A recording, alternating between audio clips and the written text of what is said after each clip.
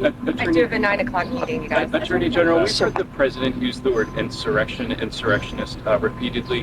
What is his bar for invoking the Insurrection Act? And can you describe some of the conversations around that particular topic that have been underway? Well, sure. Right now, it's keeping California safe. If Gavin Newsom isn't going to keep California safe, we are. You know, they imposed a curfew last night. I think that helped a bit. But today, we wanted them to declare, they didn't declare an economic disaster out there with all of the businesses. Had they done that, Kelly Loeffler and the Small Business Association could have come in and helped, given federal aid to all of these businesses in California. We've been seeing on the news all of these drugstores getting robbed, getting looted. The Apple store just got raided. I mean, we're all watching this live on the news. And this isn't just looting to me. You think people just run in, take something, leave, and nothing happens? We're using the Hobbs Act. We are charging robbery to protect Californians under this. If you loot a store, we are going to charge you with robbery under the Hobbs Act, and you're looking at maximum 20 years in prison. But we're going to prosecute you for that. Identifying people now, it's a different world. The guy with the cinder blocks, we were able to identify him. Great FBI work, DEA, ATF, all working together with ICE, with Homeland Security. Great partnership out there. And our National Guard, to wrap back to your question, our National Guard, our Marines, they have come in to protect our buildings, to protect, the Marines have come in to protect the National Guard. It is total chaos out there. We're all watching it on the news. And, you know, they're throwing bricks. We had a law enforcement officer injured. They're throwing bricks at cars, and this is very orchestrated. They're not just cinder bricks. They had hammers in place. They're breaking them up. We've all seen on the news where the sidewalks, they're coming in with these huge sledgehammers, breaking up the sidewalks and taking these huge pieces of concrete, throwing them off a bridge, throwing them at people. It's truly a miracle that no one has been seriously injured or killed yet. But we're going to do everything within our legal authority to protect our law enforcement officers and all the people in California right now. You know, you guys, this is serious out there. We want to protect people. We want to protect law enforcement and all the hard-working people there who are trying to go to work every day. Their businesses are shuttered. They can't do anything because of this, and it has to stop. Let's ask that again. What is the threshold for invoking the Insurrection Act? And beyond California, sure. Are you seeing examples in other cities where the president might have to consider? Sure. What? Well, first, in other cities, we've seen it in New York, but what happened in New York was very different. NYPD came in right away. NYPD came in and shut it down. We all believe in peaceful protests. You saw New York. There were peaceful protests happening in New York.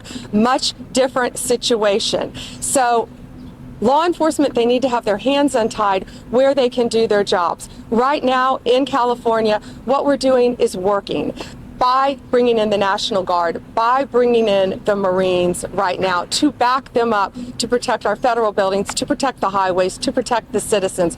So right now in California, we're at a good point. We're not scared to go further. We're not frightened to do something else if we need to. Right now, we're trying to. With hammers banging up sidewalks? Is it something else? Like, what's the threshold for? Well, right now we're hoping it's going to get under control. We hope the curfew will work, and we're going to continue to do everything we can to keep California safe. If the government of California is not going to help them. One more question. One question. The administration has talked a lot about defending law enforcement over the last week or so that these protests are going on. But you've been criticized for having a double standard with the president pardoning all these people who attacked police officers on January 6th in his first day in office. How do you answer that criticism? Well, this is very different. These are people out there hurting people in California right now. This is ongoing, no longer. We're going to protect them. We're going to do everything we can to prosecute violent criminals in California. California is burning. These people are waving Mexican flags, yet they don't want anyone to go back to Mexico. They're burning American flags. This is the United States of America, and we're going to protect Americans. We're going to protect all citizens out there. Thank you. You guys have a great day. Thank you. Gentlelady is recognized for 3 minutes. Thank you, Mr. Speaker. I rise in support of H.R. 2056, District of Columbia Federal Immigration Compliance Act, introduced by my good friend, Mr. Clay Higgins of Louisiana. Bringing in and harboring illegal aliens is not only a crime under federal law, but it is an absolute affront to the American people. As a matter of fact, it already says in our law under Title 8, Section 1324, that there are criminal penalties for any person who, knowing or in reckless disregard of the fact that an alien has come to, entered, or remains in the United States in violation of law, conceals, harbors, or shields from detection, or attempts to conceal, harbor, or shield from detection such an alien in any place, including any building or any means of transportation. This is already our law, but not here in Washington, D.C., prohibiting officials from cooperating with federal immigration agencies and preventing the release of an individual in custody for the purpose of transferring them to a federal immigration agency is shielding and concealing illegal aliens for my Democrat colleagues. Sanctuary cities that protect and defend these criminal illegal aliens, and by definition, if they've broken our immigration laws, they are criminals, and they must be held accountable. Because of Democrats' last 4 years of wide open borders, we experienced one of the greatest national security threats in our entire history as a country.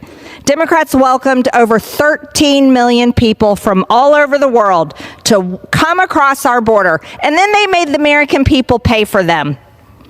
This was outrageous. These are people that came into our country, invaded our country, raped our women and children, murdered our own people, and then the cartels trafficked fentanyl across from China that killed an average of 300 people a day.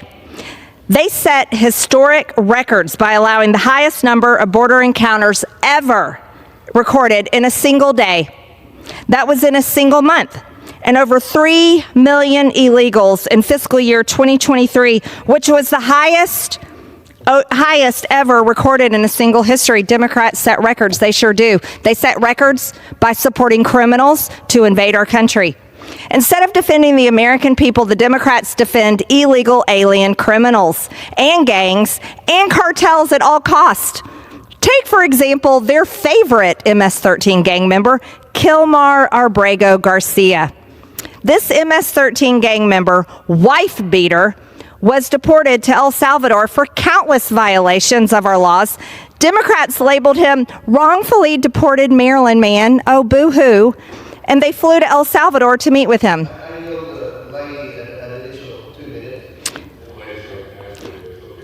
Thank you. And Democrats couldn't wait to go on vacation to go down and pretend like they cared about this MS-13 gang member, like they really actually do. He is now being charged on multiple felony counts for human trafficking. As a matter of fact, we're thrilled to bring him back and prosecute him and make you guys continue to own him. Remember, he's your Maryland man. According to the indictment, his transporting of illegals spans decades and includes children and MS-13 gang members. He is alleged to have participated in more than 100 trips. Wow, that's impressive. That's the face of the Democrat Party. This is who they defend. This is who they fight for. Not the American people, not their districts, not the people's hard-earned tax dollars, not obeying the law. They fight for illegals, and I'm proud to support this bill. Please, I urge my colleagues to pass H.R. 2056, and with that, I yield. Thank you.